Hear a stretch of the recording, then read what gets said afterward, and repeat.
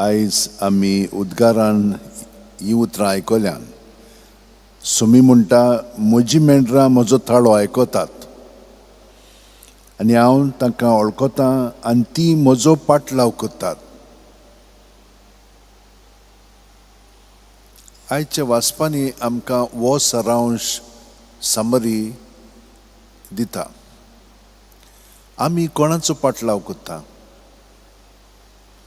पळयात, एक दीस म्हाका एकलो भुरगो मेळ्ळो आनी हांवें ताका विचारलें, तूं इतलो हुशार आनी हें कित्याक काम कोत्ताय तूं?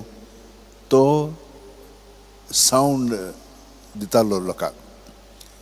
मागीर ताणें म्हाका सांगलें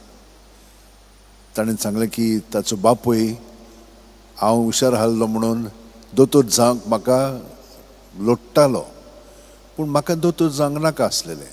तें म्हज्या मनांत नासलेलें आनी म्हाका तें आपोवणें नासलेलें. पूण तो म्हाका लोटूंक लागलो, घातलो म्हाका हातून कॉलेजीन. आनी मागीर हांवें ताका सांगलें म्हळ्यार जायना हें करपाक, हांव सोडटां. तो ताका म्हणूंक लागलो, तूं तो सोडटाय जाल्यार ह्या घरांत तूं राव नाकाय. हो चेडो घरांतलो भायर सरून गेलो.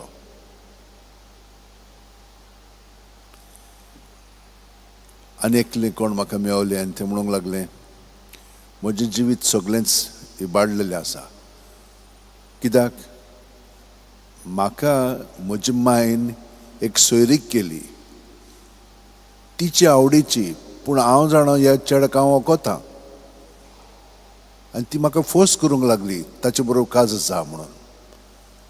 हांवें म्हणलें जायना, हांव माद्र जातां, कित्याक म्हाका हें आपोवणें आहा.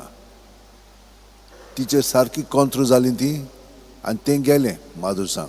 मागीर थंयसर गेल्या उपरांत मागीर सगळें म्हणलें तूं थाऱ्यार येवचें पडटा, तें केलें मागीर. पूण हे भाशेन घडलें. आमी जाणो कितलीं जाणां सासू आनी सुने मदें कितें जाता पळय तें. खूब पाटी सासू आपलें चेडूं कशें आसलेलें ते भाशेन ह्या सुनेकूय तेच भाशेन करूंक सोदता, ते भाशेन तिणेन वागोंक जाय म्हणटा आनी हाका लागून दुस्पोट घरांत जाता. तें दुसऱ्या घराण्यांत घडोवन आयिल्लें आसा. ह्या घराण्यांत आयलें म्हणटच मागीर ही चाल वेगळी आसता, थोड्यो वस्तू तांकां माननात. हे भाशेन घडटा आनी ताचे मदीं मागीर ही फूट पडटा. आयज आमकां जेजून हें सांगलेलें आहा, पूण ताची बरी खबर कितें? आमी तो ताचो पाटलाव कोत्ता जाल्यार हें सगळें आमी दुसरे वतीन पळयतल्या. ताणें आमकां कसलें आपोवणें दिलां तें तर आमच्या मनांत आसत जाल्यार आमी ह्या सगळ्या वस्तूंनी शांतीन जियेतल्या. ना जाल्यार आमचे मदें शांती आसची ना. पळयात, जेरेमियासाक देवान आपयलो आनी ताणें ताका सांगलें, ह्या म्हजे पोरजेक शिडकाय, कित्याक ती पातकान जियेतात आनी पातकाचो परिणाम ताचेर जातलो. पूण तें म्हाकाच भोगता न्हय, कित्याक ही म्हजी पोर जा, तांकां वचोन सांग. ताणें मानूंक ना. ताका काडून उडोवंक ते वावुरले, ताका बायेंत घातलो आनी ते रेबडांत रोमोन मोरोंक दवरलो. पूण देवान एका प्रवाद्याक काडलो आनी तो वचोन राजाक ताणें झेडेकियाक सांगलें, हें सारकें न्हय, ह्या लोकांनी वायट केल्लें आसा.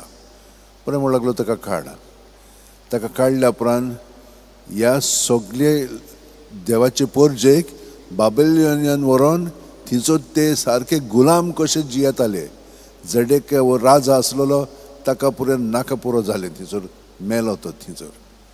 पूण जेरेमियास उरलो, कित्याक तो देवाचे येवजणे प्रमाणे जियेतालो. दुसऱ्या वाचपान आमकां सांगलां, जेजून आमकां कशे भाशेन आमचो भावार्थ जेवंक जाय तें दाखयलां. देवाचे येवजणे प्रमाणे ताणें आपलें जिवीत सारलें. तो कित्याक आयलो? आमची पातकां आपणाचेर घेवन सोंसूंक, मरूंक आनी पुनर्जिवंसांक. ताणें मोदेकात सोडूंक ना, सगळें ताणें सोंसलें आनी तो आमकां एक नमुनो जाता. नमुनोच न्हय, तो आमचे भितरूय जियेता आनी आमकां भितरल्यानसान घोटाय दिता म्हणून दुसऱ्या वाचपान आमकां सांगलां. ताणेन हो आमचो बावाड सारको परिपूर्ण केलेलो आसा. तो ताचे सवय रावली की आमच्यान हिंच्याय संकश्टांक फुडो करूंक जाता आनी आमी भिवची ना तेन्ना की आमकां शांती आसतली. ताचो तर आमी पाटलाव करता. ह्या संकश्टान आमकां दूख येता तें आमकां दूख कशें लागचें ना. आमी तर ताचो पाटलाव करिना जाल्यार आमचेरूच आमचें मन लायत तर नाजाल्यार आमकां तें नाका पुरो जातलें.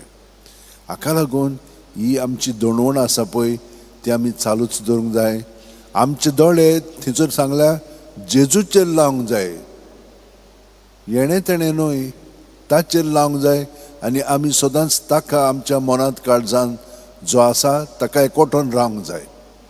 कित्याक तो आमकां घोटाय दिता आनी आमी ताचे कुडीचे सांदे म्हणटत आमी ताचे सारकें अदीक सांगूंक लागता.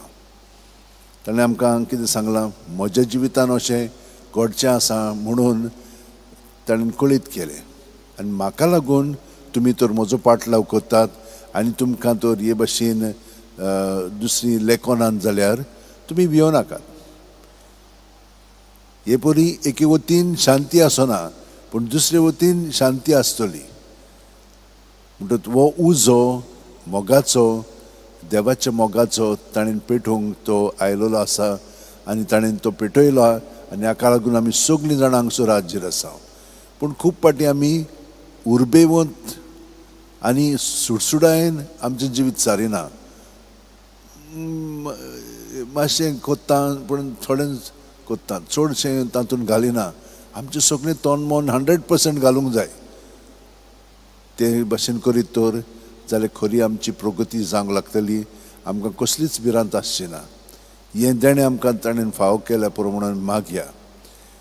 ह्या संवसारांत खूब अनिती आसा पूण आमच्या जिवितान आमी तें पयलें बाळगून दवरया आनी मागीर देव आमकां घोटाय दितलो ताचो व्हडलो वावर करच्याक आनी तोच तो करून घेतलो.